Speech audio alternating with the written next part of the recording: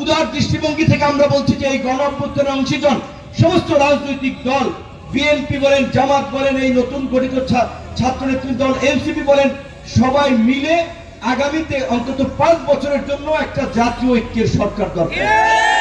যদি আমরা সবাই মিলে একটা সরকার গঠন করতে পারি, রাজপথের কোনো আন্দোলন সংগ্রাম থাকবে না, সবার লক্ষ্য উদ্দেশ্য থাকবে দেশের কল্যাণ, মানুষের কল্যাণ। অন্তত 5 বছর এই গণ অভ্যুত্থান পরবর্তী সময়ে যদি আমরা মিলেমিশে কাজ করতে পারি, দেশকে আমরা অনেক দূর এগিয়ে নিয়ে যেতে পারবো। কিন্তু সেটা আমরা একা বললে তো হবে না, সবার সম্মতি এবং সমন্বয় লাগবে।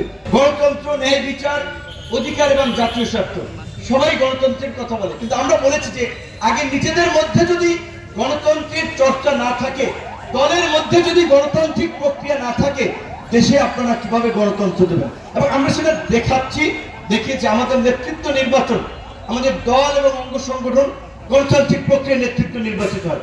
আমরা ন্যায় বিচারের কথা বলেছি যে বাংলাদেশের বিচার বিভাগের স্বাধীনতার কথা দল মত নির্বিশেষে সবাই বলে, কিন্তু আমার সব সরকারি বিচার বিভাগকে টেনে ধরার চেষ্টা করে।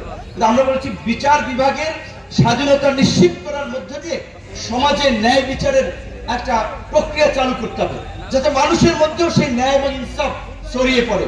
যেখানে আমরা ন্যায় বিচারকে আমাদের 2 নম্বর মূলনীতিতে অগ্রাধিকার দিয়েছি। এই দেশে হিন্দু, বৌদ্ধ, খ্রিস্টান, মুসলমান বিভিন্ন ধর্মের বর্ণের মানুষ বাস করে। রাষ্ট্রের নাগরিক হিসেবে সবারই আছে নাগরিক অধিকার লাভ করার।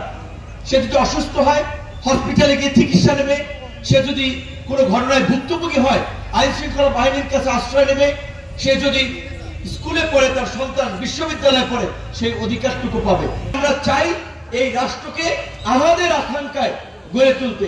নিশ্চয়ই দিনাজপুরে আপনাদের কানসাটের একটি ঘটনার কথা মনে আছে, যে কৃষকরা সারের দাবিতে আন্দোলন করতে গিয়ে প্রাণ দিয়েছে।